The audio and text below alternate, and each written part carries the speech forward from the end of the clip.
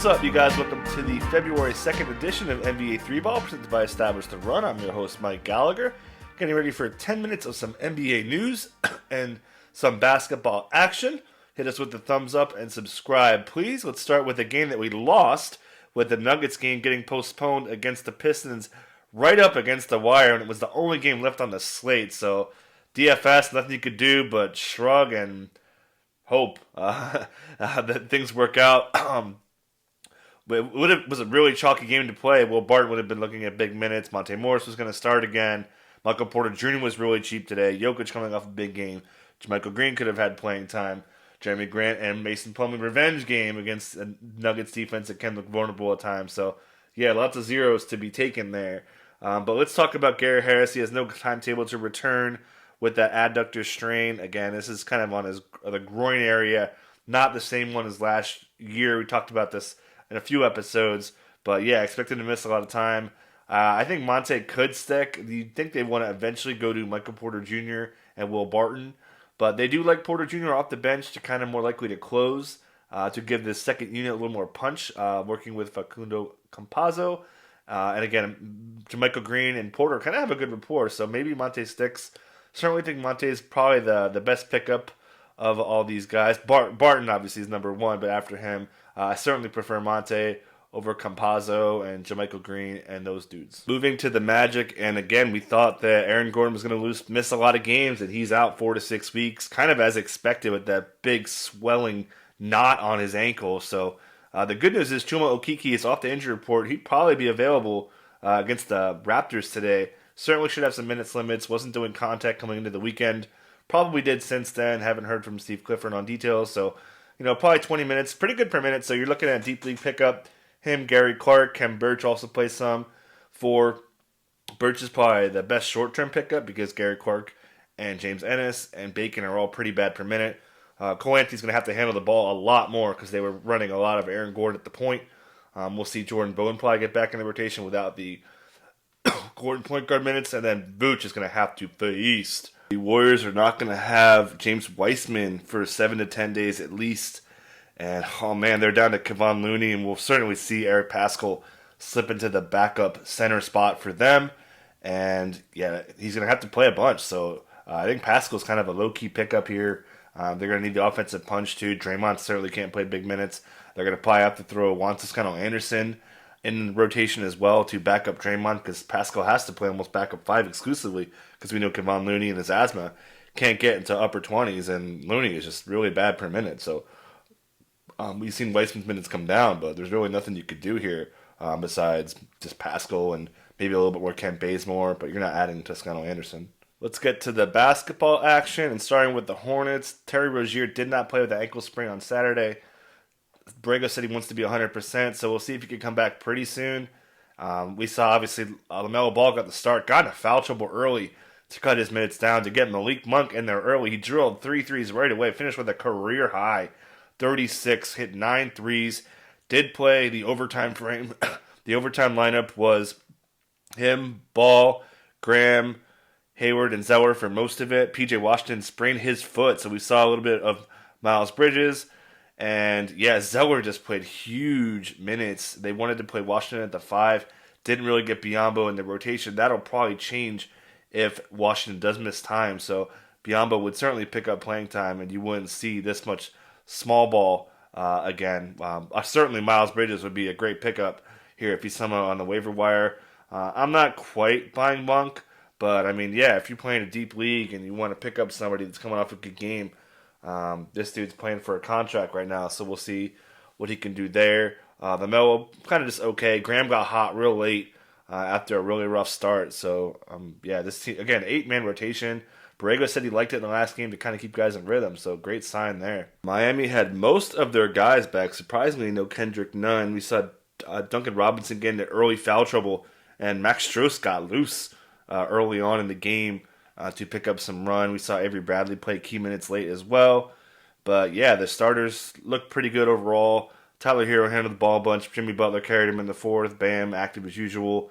And Kelly Olynyk's minutes are dialing back a little bit. It looked like they were finally getting comfortable with that Bam KO front court. But they went smaller here against the Hornets, who were kind of small for most of this game. So That kind of explains it. We know Spo likes continuity, talks about that all the time. So still think Olynyk will be okay, but certainly, as always with Spo, it's matchup dependent. Lakers get the win in Atlanta. Nothing too crazy going on here. AD couldn't get any rebounds, which was kind of surprising, but still came through with blocks.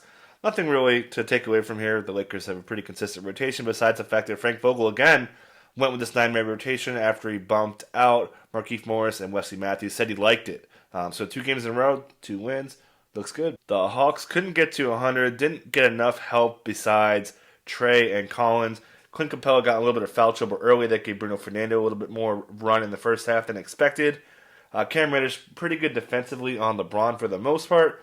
Didn't have it offensively, but certainly they're going to play him a lot. Kevin Huerter, we know Pierce will play him big minutes. He even plays big minutes when he's on the injury report, so you can expect Huerter to play a bunch while we wait for DeAndre Hunter to miss multiple games, likely out for the week.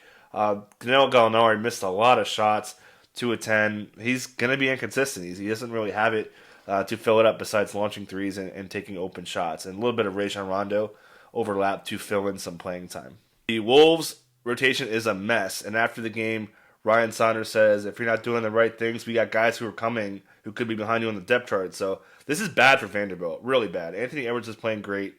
Ed Davis, I mean, you're running 3 centers. Like Naz Reid, probably worth the pickup here. Could play at the 4 when Cat comes back. This is really, really messy.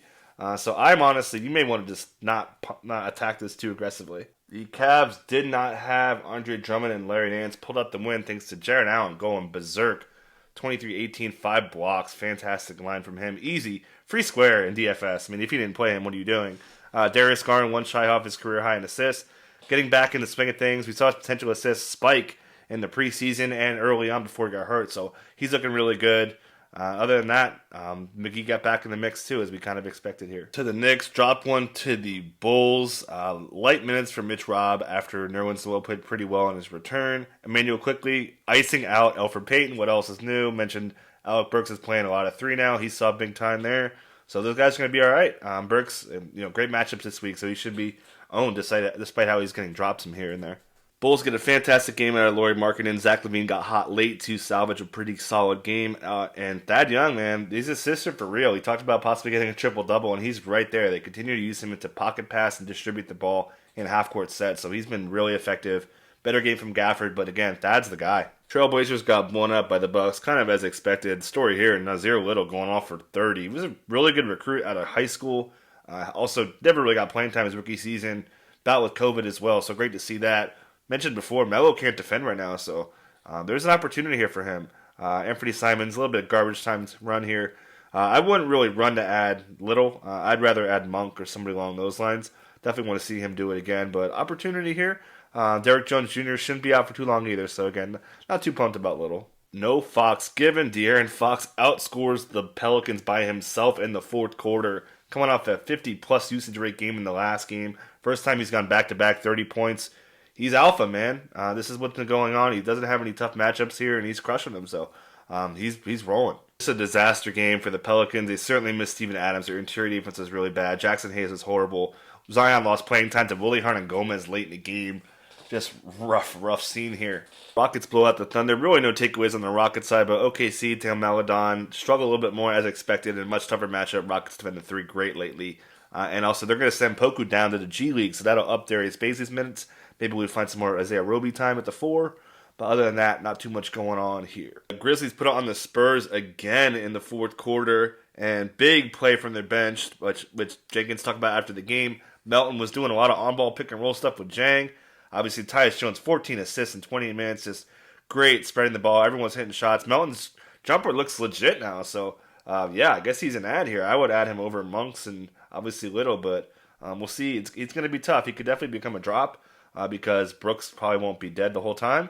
But he's playing great. Gorgie Jang, short value here because, Valanciunas should be back soon. Spurs get a big-time bounce-back game from Keldon. DeJounte losing a little bit of playing time here to Derek White, who didn't play nearly as well as he did in the return to the lineup. And as expected, Lonnie Walker is going to be the guy that loses here. So he'd be a drop.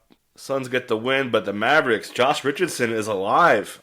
So pick him up if he was dropped. Hopefully he could get going after a really strong preseason. Maxi Kleber returned, limited minutes as well. And yeah, Tim Hardaway off the bench will still be fine, but this is just a situational thing against Ayton, I think. Booker returns and wins the game. 31 minutes in his return. Didn't look great overall, but hey, he hit the shot. Chris Paul just dominated this team again. Ayton, good on the glass. They still can't use him as a roll man. And then also Jay Crowder, big time loser here, as we saw a lot of Langston Galloway cut into him a little bit. So that's going to do it. I'm losing my voice. Catch you guys next time.